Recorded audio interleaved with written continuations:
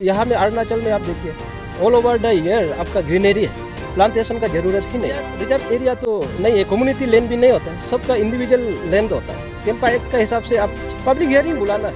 ज़मीन मेरा होगा लेकिन फॉरेस्ट डिपार्टमेंट रेगुलेट करेगा। तो जब हम मेरा ज़मीन में हम कुछ नहीं कर सकता तो वो मेरा होके क्या फ़ायदा। और अभी हम सेपा में भी देख रहे हैं कि आप देखिए ऐसे प्लांटेशन किया है बोलता है, उन लोग का क्या तो जिंदा होता ही नहीं, तो पैसा वेस्टेज जा रहा है ना।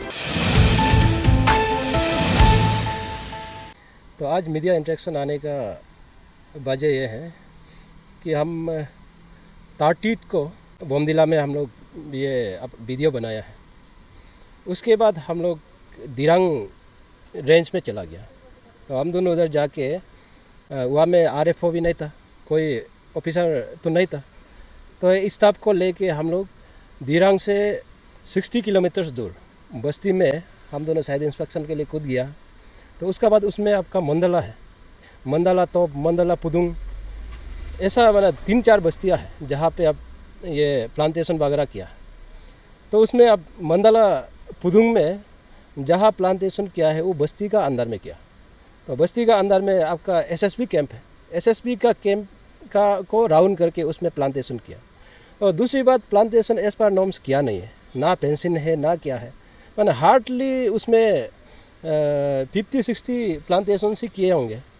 तो उसका बाद पूरा का पूरा अब तो उसमें 1000 ज़्यादा हेक्टेयर्स का प्लांटेशन करने के लिए 2020-21 से लेके है, लेकिन उतना एरिया तो हम लोग को देखा नहीं है। तो दूसरी बात ये है, हम लोग उसमें देखिए आज सेपा आया, सेपा में आज अभी ऑफिस गया, उसमें भी RFO लोग कोई भी नहीं है, कोई तानाब नहीं है। तो हम लोग लकीली आपका ACF अभी रिसेंटली RFO से प्रमोशन होके यहाँ में ACF आया है। तो वो आज इधर ऑफिस में है, उसको आज मिला। तो उससे अच्छा से बात किया कि उसने क्लियर कट हम दोनों को आश्वासन दिया है कि अभी तो देखिए हम नया आया है, नया ज्वाइन किया है, तो यहाँ में प्लांटेशन के बारे हमको पता नहीं है, नंबर 1। और नंबर 2 छुट्टी में था बोला।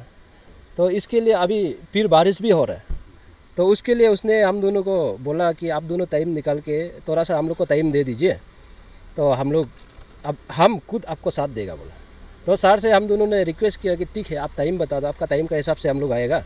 तो वो बोला है कि हम अगस्त महीना में, जुलाई में तो पूरा बिजी है, तो अगस्त महीना में हम आप दोनों को इंटीमेशन दे देगा, उसका बाद शायद इंस्पेक्शन के लिए हम ले जाएगा बोला।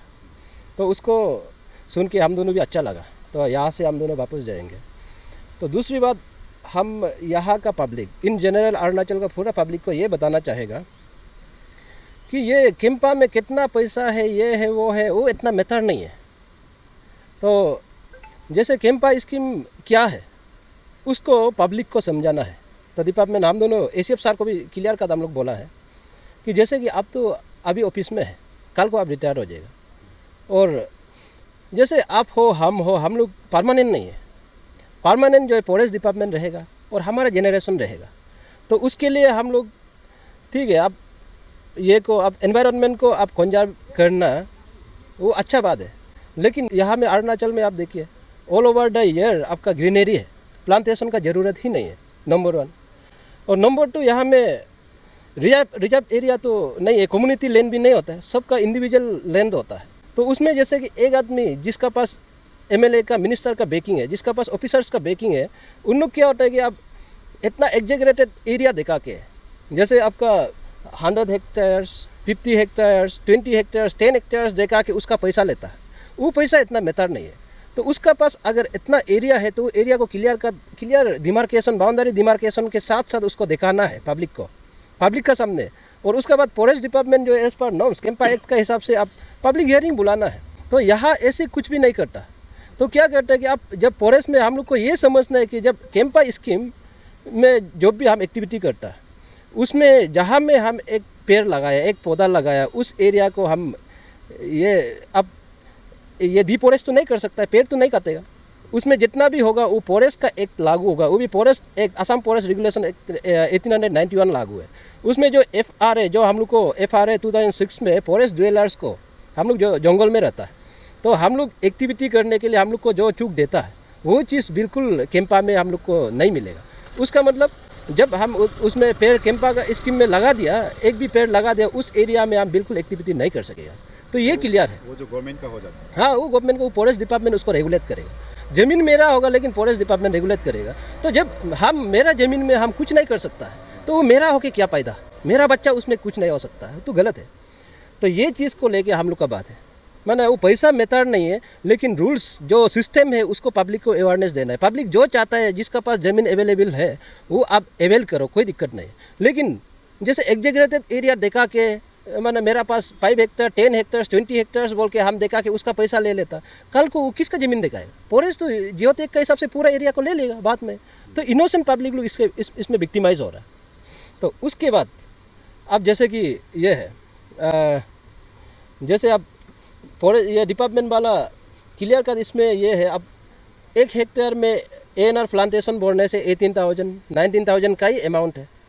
तो उसमें क्या कर सकता है? कुछ भी नहीं कर सकता है। ऐसे होके काम बिल्कुल करता नहीं है, काम नहीं करके पैसा उतारा है, पैसा लेने दे रहा है। ये जो आपका ये है, अब गवर्नमेंट ऑफ अरुणाचल और गवर्नमेंट ऑफ इंडिया को डिसीव कर रहा है, ये गलत है। ठीक है, पैसा को आप यूटिलाइज़ करो। अगर हम लोग फॉरेस्ट डिपार्टमेंट से हम लोग का अप्रोच ये था कि यहाँ में करोड़्स ऑफ मनी इन्वेस्ट हो रहा है, तो इसको अरुणाचल में हमको अभी क्या का ज़रूरत है?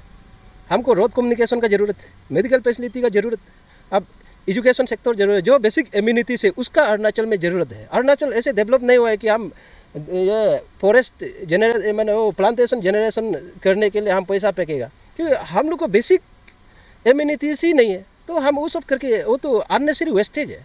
तो उस चीज़ को लेके हम लोगों ने ये मुहिम चेरा है। तो ये हम लोग किसी ऑफिसर को अगेंस्ट करके नहीं है, और किसी पार्टिकुलर कम्युनिटी को, किसी पार्टिकुलर आदमी को, कॉन्ट्रैक्टर को अगेंस्ट करके नहीं है। हमें हमारा फ्यूचर जनरेशन के लिए हमारा एरिया को प्रोटेक्ट करना है। और दूसरी बात, अब जो बस्ती में हमारा ज़मीन है, मेरा जो पूर्वजों से, मेरा लीगेसी से जो आने वाला, वो ज़मीन हमारे लिए सबसे वैल्यू है, तो उसको हम प्रोटेक्ट करना है। हाँ, हम टाउन में रहता है, कहीं भी रहता है, उसमें ज़मीन खरीदता है, वो तो कोई बात नहीं, लेकिन मेरा आइडेंटिटी मेरा बस्ती में है। तो मेरा बस्ती का ज़मीन को अब कोई हम लोग मालूम नहीं है, तो उसमें फॉरेस्ट बाद में क्या करेगा? ये एरिया को हम लोग कैंपा स्कीम लगाया है बोल के प्लांटेशन किया, ये मेरा इसमें लोग काम नहीं करना है बोलने से, तो फिर हमारा बच्चा कहाँ जाएगा? हमारा बच्चा का आइडेंटिटी क्या? वो एरिया है जो बस्ती है, मेरा बस्ती है।